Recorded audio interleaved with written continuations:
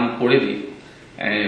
এখানে নীরেন্দ্রনাথ চক্রবর্তী, শঙ্খ ঘোষ, সুনীল গঙ্গোপাধ্যায়, শরৎ কুমার মুখোপাধ্যায়, আলোক সরকার, উৎপল কুমার বসু, স্বদেশ সেন, সমীর রায়চৌধুরী, সমরেন্দ্র সেনগুপ্ত, দিব্যেন্দু পালি, পার্থসারথী চৌধুরী, অরুণ কুমার চট্টোপাধ্যায়, পৃথ্বীশ গঙ্গোপাধ্যায়, প্রকাশ কর্মকার, যোগেন চৌধুরী, উদয়ন ঘোষ।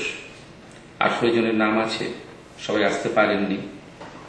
সত্যি কথা বলতে আমরা আরো অনেক মানুষকে সম্বর্ধনা দিতে চেয়েছিলাম। সম্বর্ধনা বা কেউ আঁশি দিয়ে টেনে ধরবে কোন দারোয়ান কারণ ভেতরে ঢুকলে।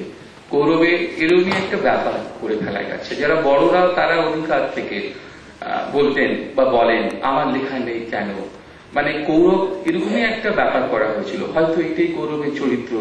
এই চরিত্রটা আমরা বিভিন্ন সময় বিভিন্ন রকম ভাবে ছড়িয়ে দিতে চেয়েছি। কৌরব তাই একটা উৎসব, মানে কৌরব 100টা সংখ্যা। আমার তো নিজের খুব আমি বিহ্বল বোধ করছি এই কাগজটার সঙ্গে যুক্ত ছিল। আমাদের কাগজে লক্ষ্য করেছেন আপনারা কখনো কোনো সম্পাদক থাকতো না। সম্পাদকের নাম আমরা প্রথম 4টি সংখ্যায় সুভাষ ভট্টাচার্যের নাম দিয়েই শেষ হয়ে যায়, আর কখনো আমরা সম্পাদকের নাম ব্যবহার করিনি। তো ফলে কি হয়েছে যে কৌরব অনবরতই সেই জায়গাটায় যাওয়ার চেষ্টা করেছে। কখনোই জামশেদপুরের কাগজ, বিহারের কাগজ, কলকাতার কাগজ বা বড় মানিকপুরের কাগজ হয়ে থাকার চেষ্টা করেনি। সেইটাই কৌরবকে আজ 100 অব্দি আনতে পেরেছে। এবং আমাদের উৎসবটার নাম আমরা 100 বলি।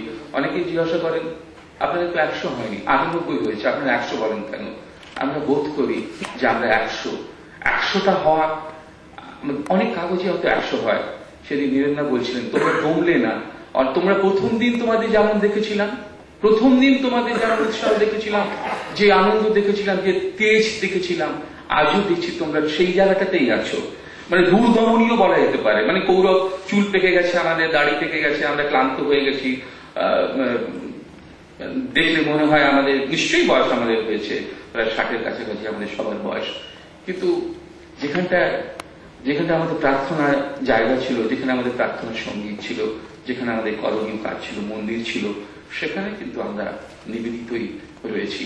এবং আপনাদের বললে হয়তো আপনাদের ভালো লাগবে, অনেকে জানেন না আমরা এখান থেকে ছোট্ট একটা গ্রাম করার কথা দিয়েছি।